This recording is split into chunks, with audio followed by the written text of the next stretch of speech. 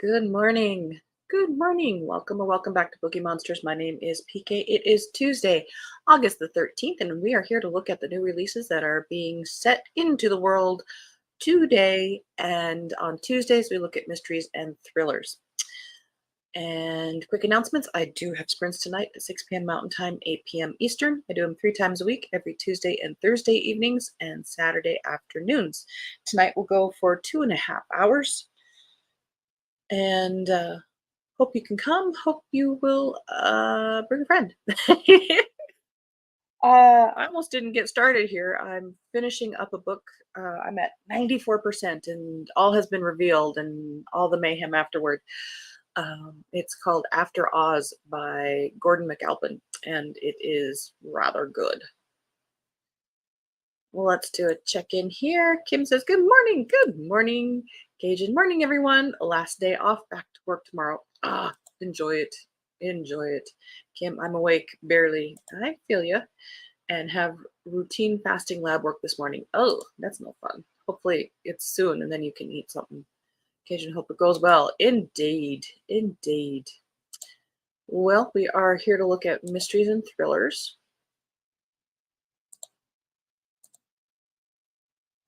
Well, let's jump in.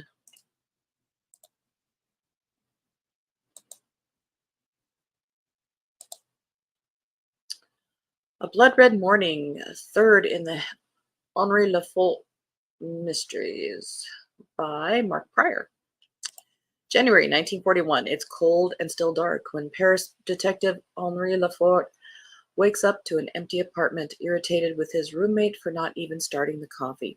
Irritation turns to suspicion when he starts his walk to work and spots a large blood stain in front of the building. At the office, his boss, chief of homicide, is incredulous that Henri didn't hear the gunshot that killed a man right outside his apartment. On the plus side, this means that Henri isn't a witness and can investigate the case. It first appears that the dead man is a nobody, but Henri soon finds out he's a nobody with a classified police file. Henri confronts his bosses and then the Germans, but is stonewalled, so he turns his investigation to the other tenants in his building. Coincidentally, each resident claims ignorance. When Henri learns that the dead man was a German agent, he must face the real possibility that one of his friends and neighbors is a killer. It's his job to find the truth no matter what, but when he does, he faces the biggest dilemma of his career.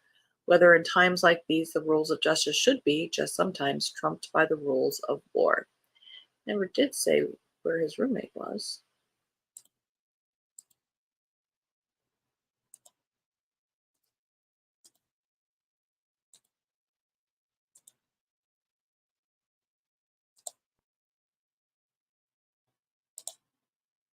Says it's at 9:50. Okay, not too bad. Hey, how you doing? Thank you for popping in. Cajun, I listened to a podcast with Richard Osman and just heard he has started work on Thursday Murder Club #5. Oh, that is good news. And Cajun says, hello. Well, Tiffany, we are looking at the harder stuff today. Cozy's was yesterday, but we appreciate you popping in. All the Way Gone by Joanna Schaffhausen, fourth in the Detective Annalisa Vega series. Is there such a thing as a good sociopath? Newly minted private investigator Annalisa Vega is skeptical, but her first client, Mara Delaney, insists that some sociopaths are beneficial to society.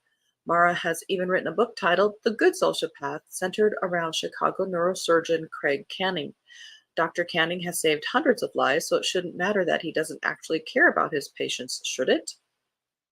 But Mara has a more urgent problem. She is now concerned that Canning might not be such a good sociopath after all.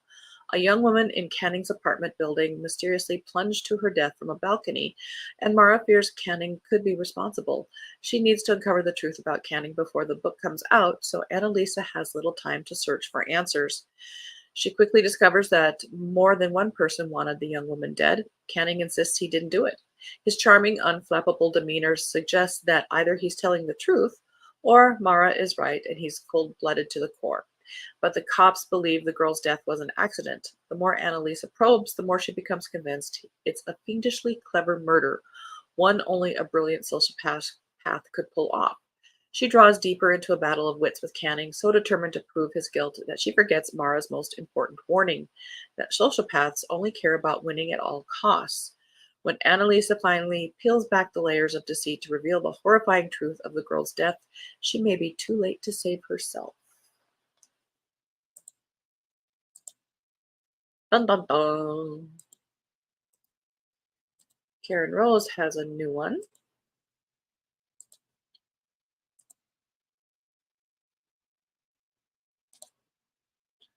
Oh, too bad Annalisa's not here today. Yeah. And gotcha. Have a meeting in a few minutes. Have a great day. Appreciate you popping in. I know you don't like the grittier kind of stuff, so it's okay. This is called Buried Too Deep, a New Orleans novel, third in that series. Three can keep a secret if two of them are dead. Employed as the nighttime security guard of Broussard Investigations, Phineas Bishop has been working through overwhelming PTSD episodes from his army service while still utilizing his military skills. But when a violent break-in occurs at the office, the accusatory eyes of the NOPD are on Finn, and he resolves to track down the intruder and clear his name.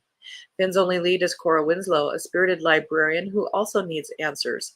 The body of her father, murdered 23 years ago, has just been discovered under a recently demolished building. So who has been sending her handwritten letters, written and signed by her father, every year since she was 5? Someone wants to keep Cora in the dark, and now they're coming after her. As Cora's self-appointed bodyguard, Finn is surprised by his growing fondness for the woman and her fierce determination and research prowess. But New Orleans' Garden District holds secrets as old as the streets themselves. With help from the entire Broussard PI team, Finn and Cora enter a labyrinth of fraud and homicide that threatens to bury them all. I'd say that's probably romantic suspense. I've not read Karen Rose that I recall.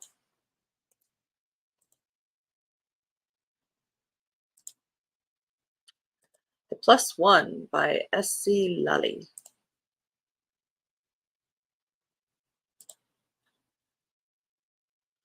The wedding of Radhika Singh and Raj Joshi, a week-long affair at a luxury resort in Cabo, isn't just going to be the event of the season. It will also mark the union of two highly influential and wealthy Indian American families.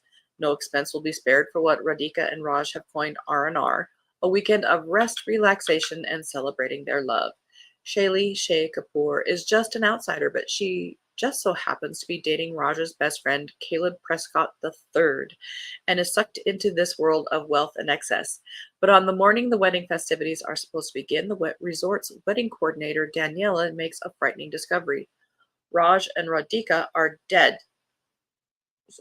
Flying critter. Gunshots to the head. Chaos descends on the hotel as the guests are turned away or sent home. Why would they be sent home? They're witnesses and or suspects. Shay stays by Caleb's side as the investigation starts to unfold. Family and close friends grieve and accusations run wild. The police believe the murders are a drug cartel hit. But even if it was a cartel hit, even if the murderer somehow got past the resort's security, well, because he'll let people go, the hotel room doors have state-of-the-art locks. There was no way for the murderer to slip into the room without a key, and only the sister of the bride, Zara, the best men, Caleb and Sean, and the wedding coordinator, Daniela, have keys. Shay may be an outsider, she definitely has secrets of her own, but she may be the only person with enough perspective to untangle everyone's lies and discover why anyone would want the bride and groom dead.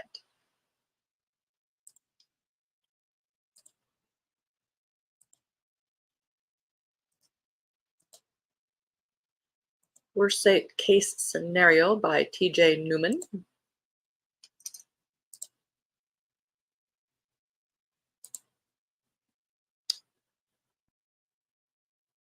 When a pilot suffers a heart attack at 35,000 feet, a commercial airliner filled with passengers crashes into a nuclear power plant in the small town of Kedah, Minnesota, which becomes ground zero for a catastrophic national crisis with global implications. The International Nuclear Event Scale tracks nuclear disasters. It has 7 levels. Level 7 is a major accident with only 2 on record, Fukushima and Chernobyl. There has never been a level 8 until now. In this heart-stopping thriller, ordinary people, power plant employees, firefighters, teachers, families, neighbors, and friends are thrust into an extraordinary situation as they face the ultimate test of their lives. It will take the combined courage, ingenuity, and determination of a brave few to save not only their community and loved ones, but the fate of humanity at large.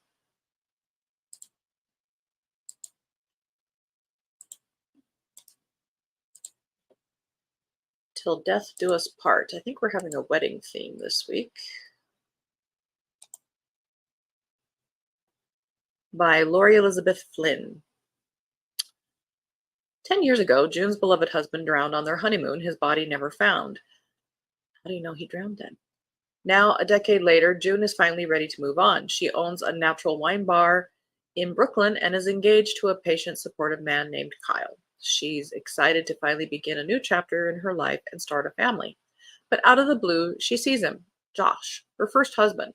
Is this just a hallucination from the guilt June carries about finally moving on? Or is it possible that her husband never died in the first place? June tries to forget about this vision, chalking it up to grief and nerves, but soon enough she stumbles across a website for a winery in Napa, and the owner in the photo is identical to her dead husband. With her upcoming wedding looming and a fiance who's already worried she hasn't quite left her past behind, June secretly flies to Napa for answers. But she's not prepared for all the secrets she's about to unlock because everything she thought she knew about her first love is a lie.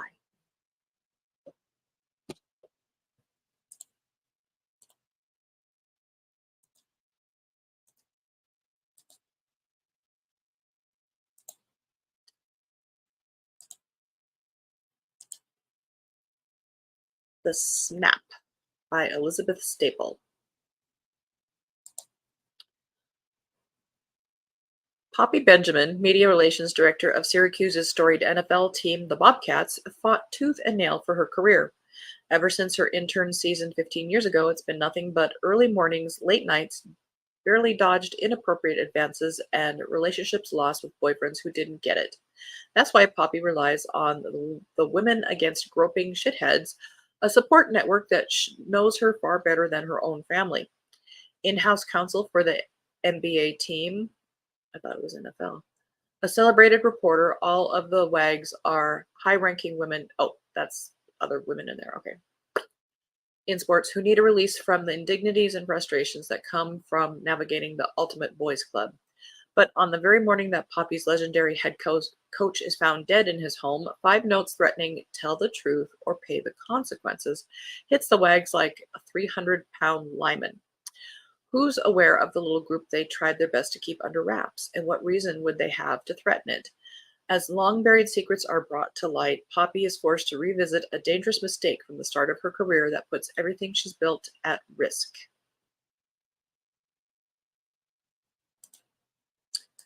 That is a very unique perspective. I don't think anybody's done that before. Good for that author. I Need You to Read This by Jessa Maxwell. Or maybe that's just subtle marketing. Her most important letter might be her last. Years ago, Alex Marks escaped to New York City for a fresh start. Now, aside from trips to her regular diner for coffee, she keeps to herself, gets her perfectly normal copywriting job done, and doesn't date. Her carefully cultivated world is upended when her childhood hero, Frances Keene, is brutally murdered. Frances was the woman behind the famous advice column, Dear Constance, and her words helped Alex through some of her darkest times. When Alex sees an advertisement searching for her replacement, she impulsively applies, never expecting to actually get the job. Against all odds, Alex is given the position and quickly proves herself skilled at solving other people's problems. But soon she begins to receive strange, potentially threatening letters at the office. Frances's murderer was never identified, turning everyone around her into a threat, including her boss, editor-in-chief Howard Dimitri, who has a habit of staying late at the office and drinking too much. As Alex is drawn into the details surrounding her predecessor's murder, her own dark secrets begin to rise to the surface, and Alex suddenly finds herself trapped in a dangerous and potentially deadly game of cat and mouse that takes her all the way from the power centers of Manhattan to Frances Keene's summer house, where her body was found and where the killer may just be waiting for her.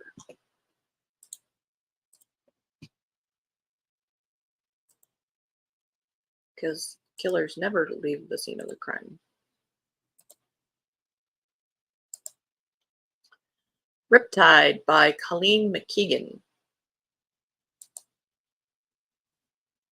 It's been 15 years since Kimmy Devine promised herself she'd never move back to Rocky Cape, the idyllic South Jersey beach town where she grew up.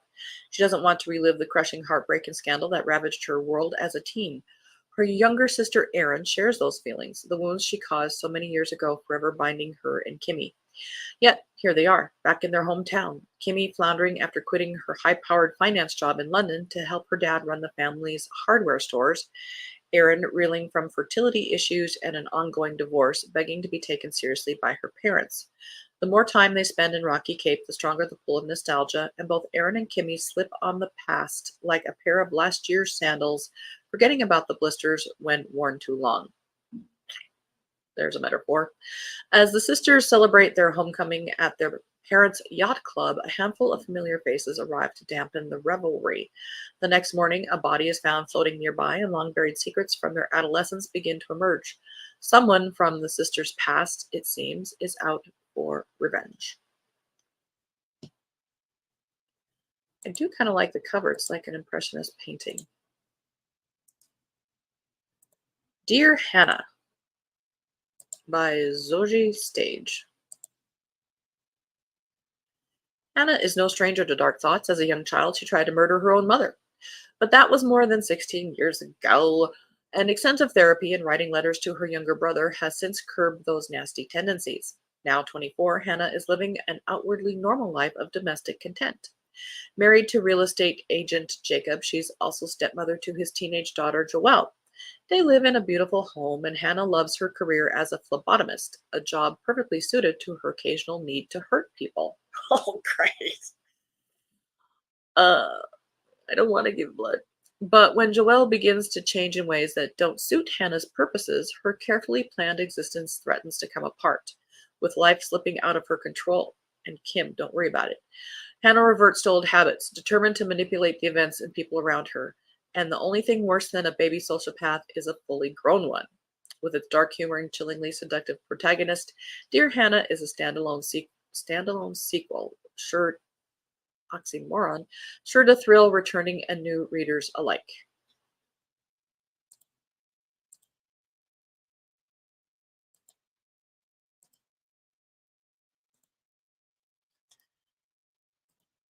The Stranger at the Wedding. I tell ya,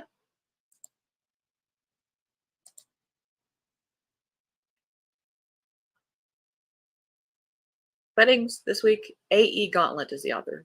Before Love at First Sight, there were things no one saw. Annie never much believed in love, that is, until meeting Mark. After crossing paths on morning commutes, they connect at a group counseling session for trauma survivors. Each recognizes something in the other, though both hide their troubled pasts. It's a whirlwind romance that propels Annie through their courtship all the way to her wedding day. Excuse me, a day she couldn't have predicted for herself once upon a time, yet now feels sure about anything in her life. But as Annie stands at the altar, casting her eyes over the rows of well-wishers, she spots a stranger in the crowd, and she soon learns that her new life isn't going to be the happily ever after that she had planned. Who is the stranger at the wedding? What really happened to Mark's first wife? And was Annie and Mark's meeting as random as it first appeared, or is something more sinister at work?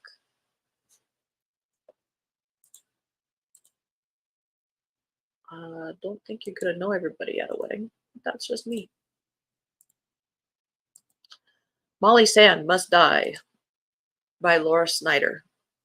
Marriage, secrets, betrayal. Molly Sand must die. Trapped in a suffocating marriage, Molly Sand's life is spiraling into chaos. With her controlling husband's grip tightening, she is desperate to break free and escape with her children.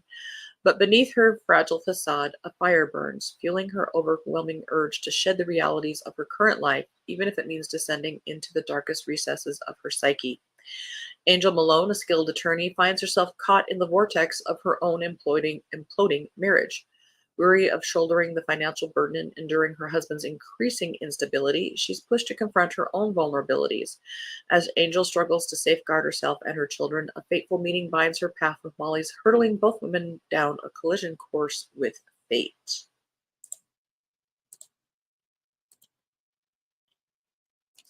The Editors by Stephen Harrison. Aim for neutrality. We need better sources. Anonymity is fundamental. Keep developing. The editors know these principles. The editors follow them or subvert them every day. The editors aren't recognized on the street, but they craft the information that is seen on nearly every internet search.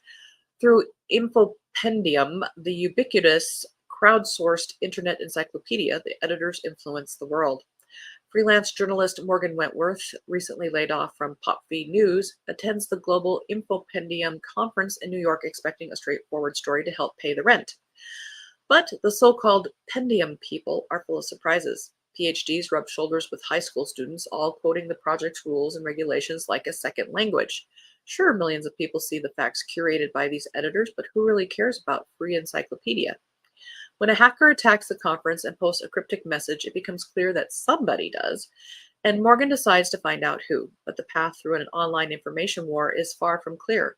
Foreign governments, billionaires, and a global virus threaten to sway the truth on Infopendium. And far from Morgan's sight, in places as different as Beijing and Kansas, some of the editors have plans of their own. I'm intrigued. I will check this one out further.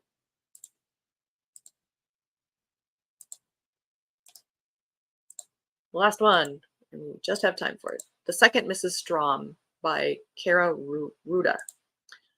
I don't want the perfect marriage. I want revenge. If you had met me a year ago, you wouldn't have noticed me, a beautiful woman, but a struggling nobody in a tiny apartment, invisible. Meeting Paul changed that, and now here I am in Paris after a whirlwind courtship and a stunning beach proposal. I smile at my handsome husband, my eyes shining in the candlelight, my huge diamond ring sparkling on the starched white tablecloth. Other women look at me in envy. They see a couple completely in love. They're wrong. Despite this incredible luxury vacation, my husband and I can't escape our problems. I can't get over what he did with that woman just after our wedding, and my bright smile can't hide the hardness in my heart. I wonder if Paul knows the truth, that our first meeting when we fell in love wasn't the coincidence he thinks it was, that what I want from him has nothing to do with his money, and now that he's wronged me, I'll step at nothing to get it. Wah. And that is all we have for today.